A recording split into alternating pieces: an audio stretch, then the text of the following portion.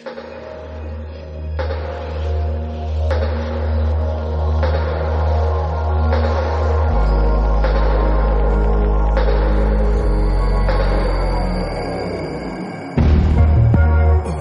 out of concrete, hit the pavement like an athlete. Whoa. Don't rob me on my innocence. Symmetry is cool, but I need a bit of dissonance.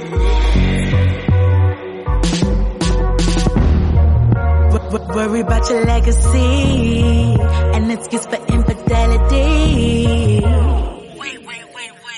I could be humble and be my own champion. You could still be humble and be your own champion. Everybody's your friend till you need a hand on. Status and fashion doesn't make us feel better. Doesn't make us feel better.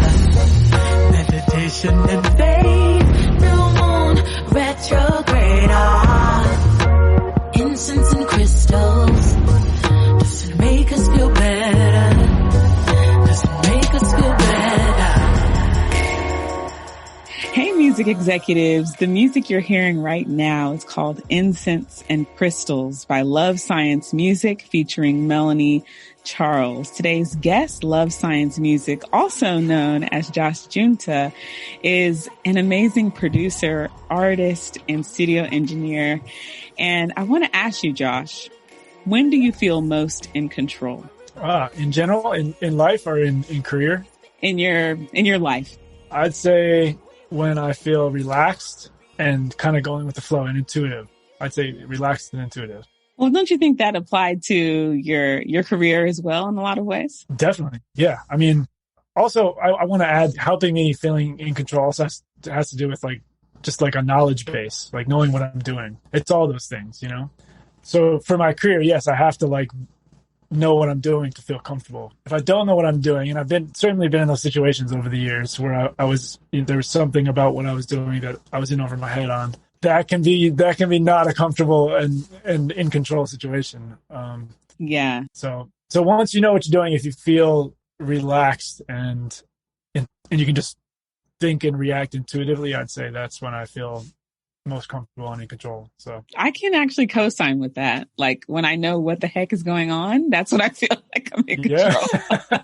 It's a simple ask, you know? Yeah, for sure. Well, I'm so excited about this episode because I had to do a lot of research just to figure out what questions to ask today. So before we start diving into some of the topics for today, tell us about some of your latest projects and a little bit about yourself. So I'm a music producer that goes by, my moniker as a producer is Love Science Music. I've been releasing records for on and off for about 8 years. And in the past 2 years, I've been releasing a lot of music. So in 2020, I released a meditation EP and also 8 singles with different artists. And then that led me into this year, 2021. And my goal for this year is to do more deeper collaborations with one artist at a time. So I'm going to do a series of EPs with a few different artists. And also I want to make an album by the end of the year. So right now what I'm working on is I'm doing a 3-song EP with an amazing vocalist and a good friend of mine named Monica Dogra. And we have 2 out of 3 songs done. We're still working on that. And then later in the year, hopefully I have plans to make an EP with the artist from the song you just played, Incense and Crystals, Melanie Charles. Hopefully we can make that happen this year. I know she's got a lot going on in her creative world. So that's the plan. And I'd also like to release a full-length album by the end of the year. So those are kind of if I can do that, plus maybe a few singles interspersed, then that would be, a huge accomplishment. So nice. That's kind of the project goal for the year. Okay. And y'all, we put the music at the beginning of the episode because it's one thing for someone to say I'm a producer, but it's another thing to listen to the music and then be like, I produced that. So that's the name of the game. So tell me about you got all these projects, right? How are you releasing them? Because that is half of the battle, really. Making the project and then giving it to an audience in a way that they'll receive it. So talk to us about that. For one thing, it's hard enough to make music consistently and completely, to actually complete music.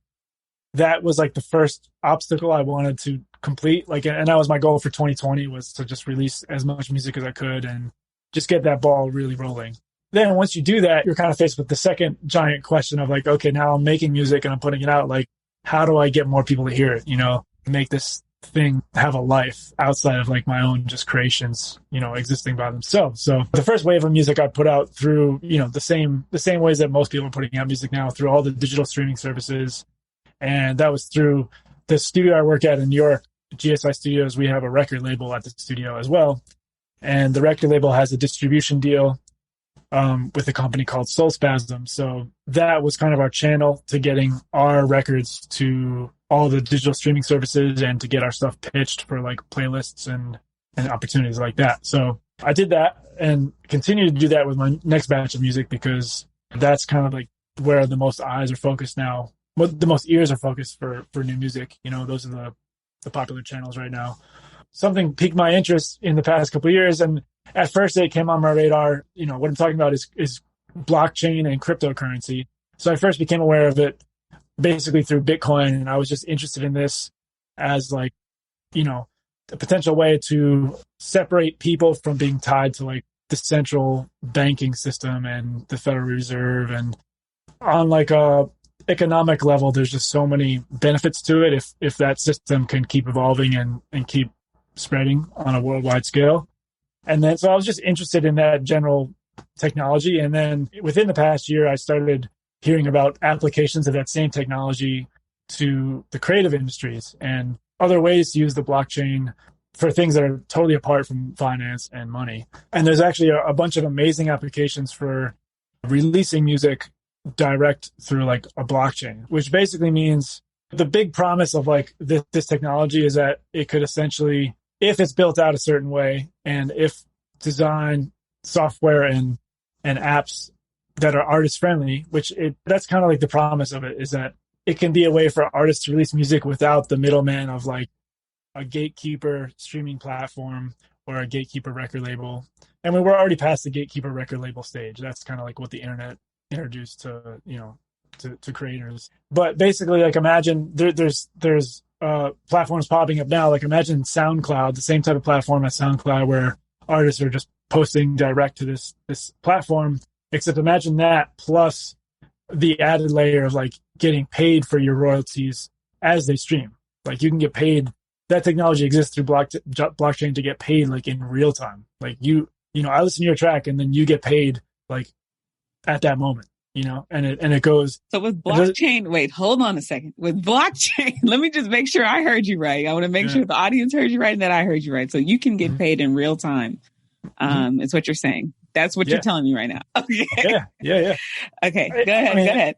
And it's crazy because like to me, that's the future I want to see. And what's cool about it is like that already exists. Like that, there's already sites that do that, but they're just, there's such small fish at the moment compared to something like Spotify. And like Spotify is built on the systems that have existed in the music industry for decades, as far as like the path that money has to travel to go from the music being consumed in various ways to like actually paying out to the people who own the copyrights and the creators of the music. So yeah, I'm viewing this as like, this could hopefully be the next evolution of a lot of the arts industries, and the music industry. So like, that's where I want to see things go. Cause I think there's so much sentiment of like artists just being just kind of over the, I worked so hard and like my music got streamed, even like my music got streamed 1 million times and it still didn't pay me shit, Yeah. Oh, I can swear. It's okay. You're good. So, I noticed that this year, particularly when like all these artists were posting, their annual number tallies from Spotify, how many plays they got, how many followers, listens. And I saw so many posts of like backlash of like artists, musicians being like, yeah, I got some plays, but like I have nothing to show for it, as far as, we should be getting paid more than this, it shouldn't be out of our control. Like, if we have a fan base, we should be able to steer that fan base directly to, we want to have them consume on platforms that treat us really well. That's the goal, so that's what, I'm kind of researching how to start putting music in those avenues. And it's so early in that, in like blockchain, like really being a viable place to release music for artists and consumers. It's like totally in its infancy. So right now it's like super niche, but my hope is to like start using it and just be a part of that movement, essentially be early on that movement. So Wow, that was a beautiful amount of information that I had to search hours for Google for. So thank you. I mean, I only know it because I've spent the same hours doing the same thing. No, but my question is, apart from being a small fish right now, what, if any, cons do you see to these blockchain music companies and how they can develop? Should they stay as small fish? Is it better that they're small fish? What do you think? Well, I mean, the main con I'm seeing right now is that there's some weirdness around copyrights, because the thing that's great about blockchain, of why it's very useful, is that when some piece of data goes on the blockchain, which basically means a piece of data going into servers that are, instead of the servers being held by one company, like in one Google warehouse somewhere on computer servers, when you upload to the blockchain, you're uploading to a cloud network that's basically backed up on millions of computers around the world, owned by anybody who wants to back up that data. So in that way, it actually makes it more secure, because you can't really hack information that's like copied all over the world on thousands or millions of different computers. The downside of that is that it's somewhat permanent when you upload something to the blockchain. So that's why it's great for like certain legal contracts. It's great for financial transactions, to record a financial transaction. Like, there's no need to change that after the fact. Like, if a transaction happened, it's a little bit of an issue for copyright. Like, so if I make a song that has an uncleared sample on it, if I sample like let's say a Marvin Gaye song, because that was hot in the news for getting sampled a few years ago. If I sample a Really, Marvin Gaye when? song, I don't remember that. I'm kidding. Go ahead. you couldn't hear enough of it. Right. So if I do that and like put it out through a streaming service on the blockchain, and then that file is distributed on a bunch of computers, and then, Marvin Gaye's estate says, hey, that's copyright infringement, you should take that down. As of right now, it's actually difficult to take that down, because it's like a file that is decentralized. It's not in a centralized location on a server. It's decentralized. It's on many servers. So that's clearly a problem when it comes to music, because copyrights exist for a reason, and copyrights are how creators get paid for their work, and that's how their work is documented. So I can't see how that could move forward existing in that same way. If you can't, I mean, music copyright has to be acknowledged. So that's a big con to it at the moment. I'm not sure how that's going to play out, how they can kind of get around that. So another question that I have is, as far as data, privacy and data, what's the consensus on how they're approaching privacy and data? And a lot of it, for example, with Spotify, there's geography where you can see who's streaming, what countries are streaming, the demographics of the people streaming your music. So how are these blockchain music companies approaching data? Well, I've actually heard people speaking about this, where the goal of it is that as an artist, you would actually know who is listening to music. Because I think if right now on Spotify, when I put a record on Spotify certainly knows who's listening to my music. They probably can they're tracing the IP addresses, I'm sure, and like they have the data on who the consumers are. But as an artist, you don't have access to any of that. And that's kind of to the artist's detriment, because if I put a song on Spotify and it gets like 10,000 plays, I don't know who those people are. So when it comes to like me building my career, that data is actually being held by Spotify. So an alternative system would give me access to that if the listener wanted me to have access to it. Like if you listen to my song and I saw that you and like all these other people listen to my song, then that would actually be good for the artist, because then you can communicate more directly to those people who are actually listening to the music. That's, on Instagram, it's maybe different. Like if someone's liking and commenting on your photos, obviously you know who it is. So that's a little more direct, but the data behind it is not obviously, available to the consumer. Just more like general statistics. Okay. Gotcha. Now I follow. Wow. And to the audience, this is a live stream. Just kidding. It's not. So you can't ask. But if the audience has specific questions about this, or just want to get in touch with you because you give lessons on production, I know they're going to be impressed with the production that they've heard. Where can they follow you? I'm on all the platforms as Love Science Music. So Instagram, Twitter, Facebook, YouTube.